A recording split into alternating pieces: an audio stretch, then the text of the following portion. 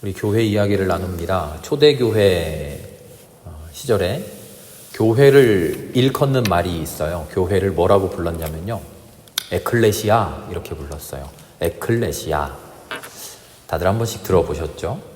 유대교에서 사용하는 회당하고는 전혀 다른 이름이에요. 회당은 시나고그라고 했는데요, 유대 사람들이 모여서 하나님의 말씀을 배우고 하나님의 뜻대로 모인 곳, 그곳은 전통적으로 유대 사람들이면 회당이라고 불러야 되는데요, 그 이름을 쓰지 않고 에클레시아라고 하는 새로운 이름을 붙였어요. 유대교회, 우리의 전통적인 종교 모임과는 전혀 다릅니다 하는 이야기죠. 에클레시아라는 용어는요, 원래는 그리스 로마에서 사용하는 이름이에요. 에크라는 말은 밖이란 뜻이고요, 클레오라는 거는 모았다는 말이에요. 밖으로 사람들을 불러 모았다는 거예요. 집안에 있던 사람들을 징이나 꽹과리 둥둥둥 울려대면서 확성기를 불러서 사람들을 밖으로 다 불러 모았어요. 광장에 모았어요. 함께 불러 모아서 그 불러 모은 곳에서 우리의 중요한 일들을 함께 논의했어요. 그리스는 아고라라고 하는 광장이 있었죠. 그 아고라 광장에 모든 사람들이 모여서 가장 중요한 일들 함께 논의하고 함께 결정했어요. 그리스하고 로마는 이런 민주주의 전통을 가지고 있었어요. 최고의 권력기관이라고 할 수 있고요, 궁극적인 주권의 원천이에요. 그리스 로마는 그래서 이런 민주주의의 전통을 자랑스럽게 생각했어요. 그게 에클레시아였어요. 그런데 이 에클레시아가 로마로 넘어오면서 로마가 점차 황제 중심의 중앙 집권적인 권력 형태로 바뀌게 되면서 에클레시아도 변화하게 됩니다. 우리가 잘 아는 브루투스 너마저 하는 그 시이죠. 카이사르의 시대 이후로 황제가 무소불위의 권력을 갖게 돼요. 혼자 자기 모든 권력을 갖게 돼요. 그러니까 에클레시아, 이전에 사람들이 한데 모여서 민주적으로 의사결정하던 이 에클레시아가 달갑지 않습니다. 그래서 황제는 스스로 에클레시아의 머리가 됩니다. 에클레시아는 아직도 남아 있습니다만 예전과 같이 모든 사람이 함께 모여서 함께 이야기를 나누고 함께 결정하는 민주주의의 수단, 장이 아니라 황제의 명령을 받아서 수행하는 꼭두각시 같은 그런 기구가 되어버리죠. 황제가 무소불위의 권력을 쥐게 되고 점점 스스로 신이 되어갑니다. 로마에서는 황제를 신으로 숭배하죠. 이런 제국에서 로마는 사람이 세상을 살아가면서, 한평생 살아가면서 제일 자랑스럽고 제일 가슴 뿌듯한 세상에 내세울 수 있는 것이 무엇이냐? 그것은 바로 로마 제국의 시민이 되는 것이다, 이렇게 이야기합니다. 로마 제국의 시민권을 갖는 것. 이 세상을 로마가 지배하고 이 로마가 온 세상을 주름잡고 있는데 그 로마의 당당한 시민이 되어서 모든 복을 누리는 것, 모든 권력을 누리는 것, 모든 재물을, 모든 좋다고 하는 것을 독점적으로 우리만 누리는 것. 그게 로마의 시민권이에요. 그게 로마 당시의 에클레시아예요. 예수님의 십자가 사건, 그리고 예수님 부활 이후 교회의 성립은 바로 이런 시대적 배경 위에서 이루어집니다. 제국의 특권적인 시민권, 자기들만, 권력 있는 사람들만, 재물 있는 사람들만, 능력 있는 사람들만, 우리끼리만 모여서 우리끼리 시민이고 우리끼리 잘났고 우리끼리 행복하면 돼 하는 그런 에클레시아. 그 안으로 들어가는 것이 행복, 그 소속감을, 에클레시아의 일원이 되는 것이 성공. 그렇게 말해지던 로마 시대 한복판에서 교회가 에클레시아라는 이름을 내걸게 되는 겁니다. 하늘나라 에클레시아는 다릅니다. 제국의 에클레시아의 일원이 되면 세상에서 떵떵거리면서 그렇게 살겠지만, 우리 하늘나라 에클레시아의 일원이 되면 거룩한 하나님의 시민권을 얻게 되고 세상 특권이 아니라 하늘나라의 특권을 얻게 됩니다 하고 제국에 대해서 본격적으로 반기를 드는 것이죠. 제국의 에클레시아는 힘 있는 자들끼리 모였어요. 그래서 자기들끼리 특권을 확인해요. 그 특권을 독점하기 위해서 힘없는 사람들을 계속 억압해요. 계속 쥐어짜서 거기에서 나오는 부를 자기들이 착취하죠. 그러나 하나님의 에클레시아는, 하나님의 교회는 다릅니다. 오히려 힘없는 자들이 주인입니다. 예수님이 팔복의 말씀에서 선언하시죠. 가난한 사람, 굶주린 사람, 슬피 우는 사람, 앞날이 막막한 사람, 이 세상에서 살 길 없는 사람, 그 사람들이 하나님의 에클레시아의 주인공으로 초대된다는 거예요. 절대로 로마의 시민이 될 수 없었던 종, 여인, 이방인, 이런 사람들도 교회의 일원으로 초대돼요. 하나님 나라의 에클레시아의 당당한 일원이 될 수가 있대요. 어린아이는 성인이 되기 전에는 재물과 같았어요.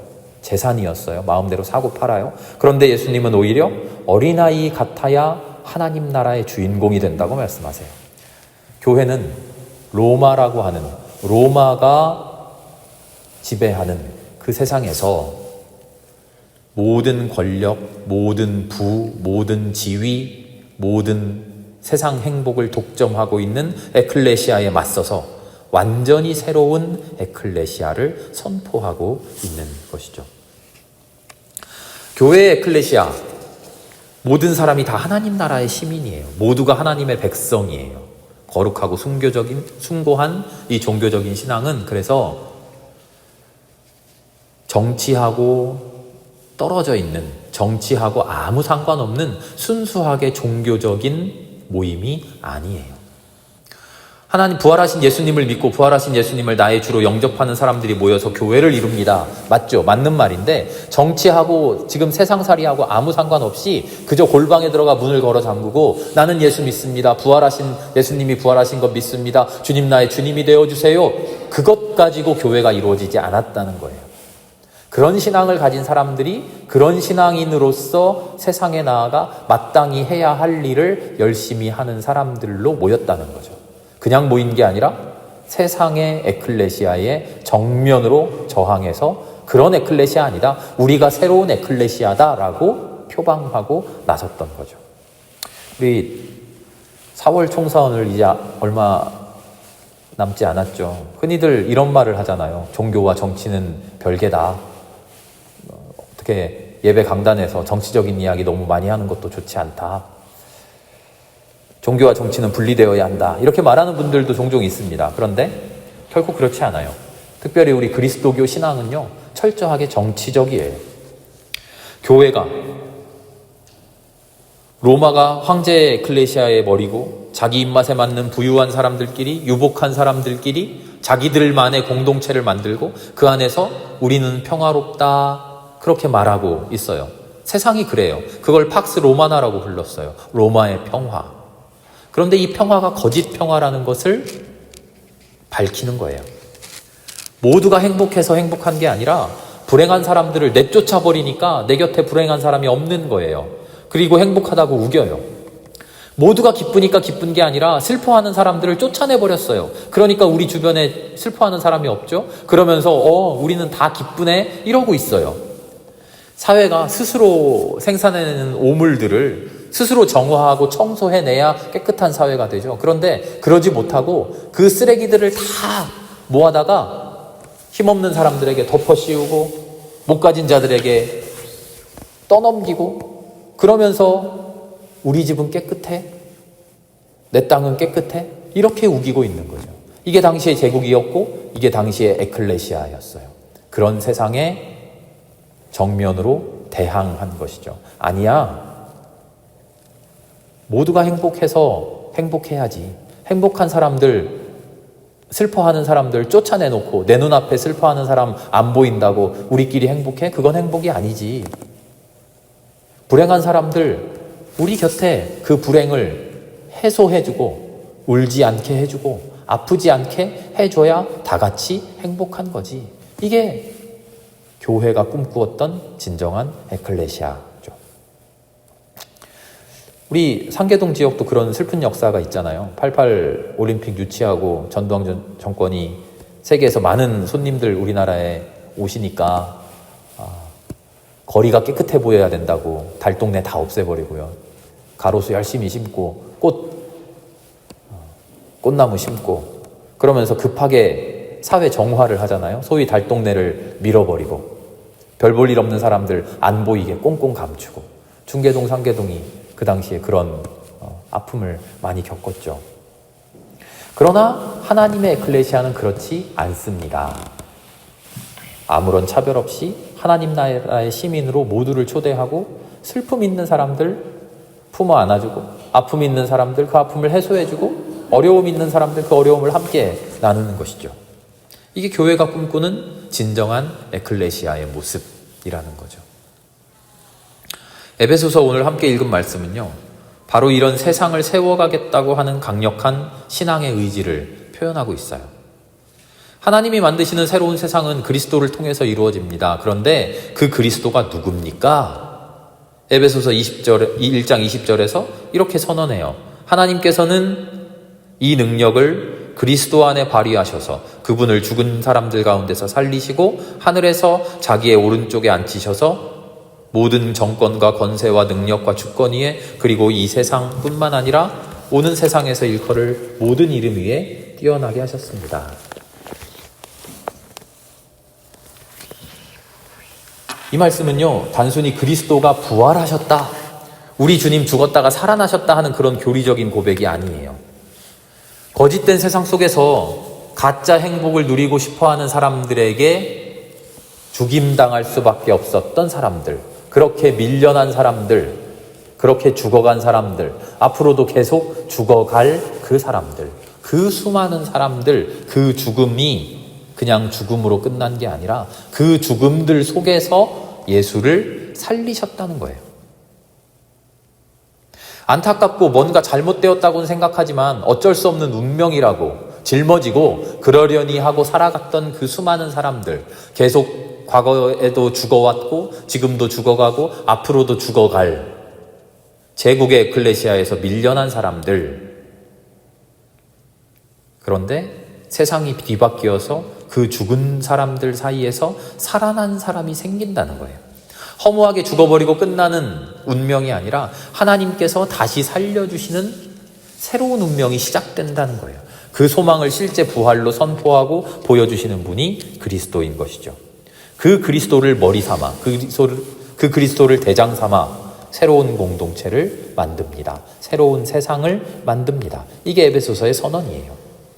지금 세상은 다른 사람들 위해서 더 잘 살고, 다른 사람들보다 출세하고, 다른 사람들보다 더 부유하게 살고, 다른 사람들 위에 군림하고, 발 아래 복종시키고, 그래야 성공한 것처럼 보이고, 그래야 그럴듯한 것처럼 보이고, 그래야 로마 시민권 가진 떳떳한 사람인데, 그래서 어떻게 하면 남들보다 출세할까? 어떻게 하면 부유해질까? 어떻게 하면 군림할까? 어떻게 하면 짓밟을까? 어떻게 하면 굴복시킬까? 고민하는데, 그렇게 굴복당한 자들 중에 예수 그리스도가 살아나시더니 오히려 그들을 굴복시키신다는 거예요. 그런 식의 삶을 무효화시키고 폐지시켜버린다는 거예요. 정권과 권세와 능력과 주권 가지고 자기 발로 만물을 짓밟는 거, 그런 거, 그게 대단한 것 같지? 그러면서 너희들 잘 사는 것 같지? 어디 나랑 한번 겨뤄볼까? 너희들이 자랑하는 그런 싸움 어디 함께 한번 싸워보자 하고 예수님이 싸우시는 거예요. 그리고 과연 예수님이 다 이기신다는 거예요.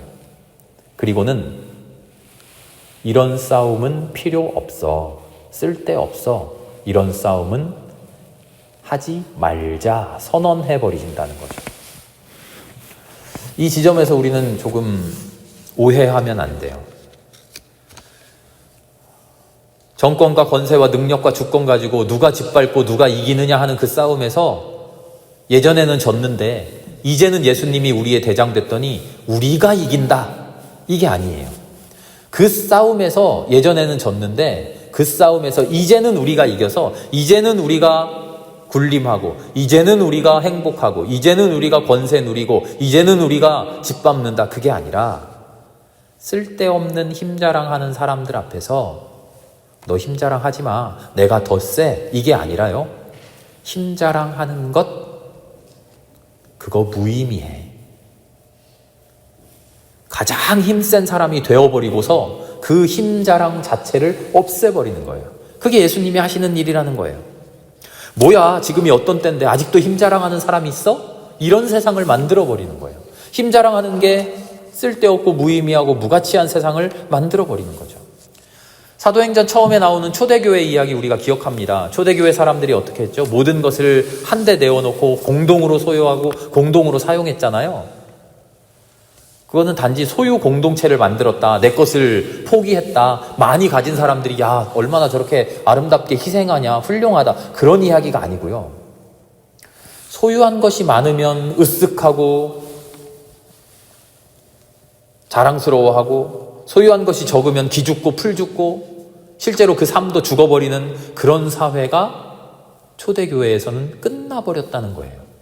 소유라는 것을 가지고, 재산이라는 것을 가지고 누가 더 훌륭하나, 누가 더 잘났냐, 누가 더 못났냐, 서로 무시하고 서로 오만해하고 교만해하던 그런 세상이 교회라고 하는 곳 안에 들어오니까 소유가 무의미한 공간이 되어버렸다는 거예요. 소유를 가지고서 힘자랑하던 그런 세상을 끝장내버렸다는 거예요. 더 이상 소유가 중요하지 않은 그 세상이 되었다는 거죠. 초대교회의 의미는 바로 거기에 있어요. 예수님이 모든 세상을, 그런 쓸데없는 권력들을, 그런 쓸데없는 힘자랑들을 끝내버리시는 세상, 그게 바로 진짜 에클레시아라는 거죠. 그래서 바울은 이렇게 얘기합니다. 복음의 본질은 뭡니까? 하늘나라의 시민권 갖는 겁니다. 세상의 시민권, 로마의 시민권, 나도 그거 있는데요. 그거 있으니까 좋기는 해요. 재판받을 때 나 로마 시민권자요 하니까 아무렇게나 재판 안 하고 로마로 가서 황제 앞에서 재판받을 수 있고 좋기는 좋은데, 다들 그게 좋다고 로마 시민권 가져보겠다고, 소위 이 세상에서의 시민권 가져보겠다고, 조금 더 잘 살아보겠다고, 조금 더 잘난 사람 되어보겠다고, 조금 높은 사람 되어보겠다고, 조금 명성 있는 사람 되어보겠다고, 조금 이름난 사람 되어보겠다고, 우쭐 거려보고 으스대보고 그러겠다고 살아가는데, 그런 수많은 무의미한 가치들을 말하고 그 가치에 목매달고 살아가는데, 하나님 나라는 아닙니다. 그런 가치들이 무의미해지는 세상입니다. 우리는 바로 그런 나라의 시민권을 가졌습니다. 하늘나라 시민권 가진 사람은요, 이 세상을 하늘나라로 살아가야 됩니다. 하늘나라의, 하나님 나라의 권세를 누려야 됩니다. 그 권세를 실로 실행해야 됩니다. 이게 바울의 고백이에요. 아까 총선 얘기를 잠깐 했는데요. 구체적인 얘기는 안 했습니다만, 총선 앞에서 우리는 하나님 나라의 시민권을 실행해야 돼요. 누가 1번을 찍든지 2번을 찍든지 아무 상관없다. 누가 정치 국회의원 되고 하는 거 우리 신앙하고는 상관없지, 아니에요. 우리 신앙을 가지고 철저하게 기도하고 철저하게 고백하고 하나님의 나라를 이룰 수 있는 사람을 선택해야죠. 그게 우리 하늘나라 시민권 가진 사람들의 의무예요. 빌립보서를 보면요, 바울이 이렇게 이야기해요. 시민권을 강조합니다. 빌립보서 1장 27절인데요. 여러분은 오로지 그리스도의 복음에 합당하게 생활하십시오. 그리스도의 복음에 합당하게 생활하십시오. 그냥 복음을 잘 지켜 이런 말이 아니고요. 여기서 산다, 생활한다라고 하는 말이 그냥 삶을 살아간다라는 뜻이 아니고요. 폴리테오마이라는 동사인데요. 이게 시민권을 행사한다라는 뜻이에요. 시민권을 행사한다. 여러분은 오로지 그리스도의 복음에 합당하게 시민권을 행사하십시오. 여러분의 삶이 있습니다. 세상에서의 삶이 있어요. 로마 시민으로서의 삶이 있고요. 서울 시민으로서의 삶이 있고, 상계동 주민으로서의 삶이 있고, 한국인으로서의 삶이 있고, 각자마다 주어진 삶이 있는데, 그 삶이 세상의 삶이 아니라 하늘나라의 시민권 가진 삶입니다. 그 삶을 살아갈 때 여러분이 해야 될 모든 행동 앞에 하늘나라 시민권 가진 사람답게 행동하십시오. 바울의 이야기예요. 이 말을 곰곰이 곱씹어보면 우리의 삶 모든 순간순간에 책임감을 가질 수밖에 없어요. 사실 우리 눈으로 보기에는요, 세상의 시민권이 그럴듯해 보이죠. 요즘도 미국 영주권 가지고 시민권 갖는 게 그렇게 대단하다면서요. 그거 가진 사람들이 부럽다면서요. 북한도 자유롭게 갈 수 있대요. 한국 사람인데도. 잘못을 저질러도요, 우리나라에서 처벌 안 받고요. 나 미국으로 갈래요. 그러면 미국으로 보내준대요. 우리 눈으로 보기에는 세상의 시민권이 그럴듯해 보여요. 하늘나라 시민권? 그거 뭐 누가 알아주나? 아무 힘도 없는 것 같지만 아니에요. 우리의 시민권이 어디에 있습니까? 하늘에 있습니다. 이 말은요, 우리가 죽고 나서 천당 간다? 그런 이야기 아니에요. 이 세상 끝나고 저 세상 갈 때 우리가 천국 가기를 소망합시다? 그런 이야기가 아니에요. 우리 기독교 신앙은요, 죽어서 천당 가는 신앙이 절대 아니에요. 이 세상에서 한순간만이라도 하나님의 정의를 이루고 하나님의 평화를 이루고 하나님 기뻐하시는 세상을 이루어가는 것, 그게 우리 기독교 신앙이죠. 그리스도교 신앙이죠. 잘하였다 착하고 충성된 종아, 천당에 와서 잘 살아라가 아니라 잘하였다 착하고 충성된 종아, 지금 너의 삶에서 아름답게 살고 있구나, 아름답게 살았구나, 그 칭찬을 우리가 받기 위해 살아가는 거죠. 마태복음 11장을 보면요, 이런 말씀이 있어요. 세례자 요한의 때로부터 지금까지 하늘나라는 힘을 떨치고 있다. 그리고 힘쓰는 사람들이 그것을 차지한다. 의미가 좀 모호합니다만 개역개정은 이렇게 되어 있어요. 하늘나라는 침노를 당한다. 천국은 침노를 당하나니 침노하는 자가 빼앗느니라. 하나님 나라를 위해서 투쟁하는 사람들, 하나님의 나라를 위해서 노력하는 사람들, 하나님 나라를 이루기 위해 싸우는 사람들이 쟁취해내는 나라라는 거예요. 그 나라를 위하여 우리의 삶을 투쟁해 나가야 된다. 그래서 바울은 믿음의 선한 싸움을 싸워가야 된다고 이야기하죠. 우리가 다니는 교회 이야기로 돌아옵니다. 교회는요, 그저 좋은 말씀 듣고 그래서 착하게 살고 그래서 복 받고 그렇게 천국 가는 그런 곳이 아닙니다. 이 거대한 세상에 맞서서, 팍스 로마나에 맞서서, 거짓된 시민권에 맞서서 하나님이 원하시는 하나님 나라를 만들어가는 선한 믿음의 싸움의 전초기지죠. 치열한 전투가 벌어지는 최전선이에요. 우리들은 얼떨결에 끌려나온 어수룩한 병사가 아니고요, 특별히 하나님께 선발된 특별한 임무를 지닌 정예병이에요. 우리가 무슨 싸움을 싸웁니까? 아니요. 우리 오늘 한 사람 한 사람이, 그리고 한 교회 한 교회들이 살아가는 삶의 모습들을 통해서 하나님 나라의 전투가 매일 승리로 이어져요.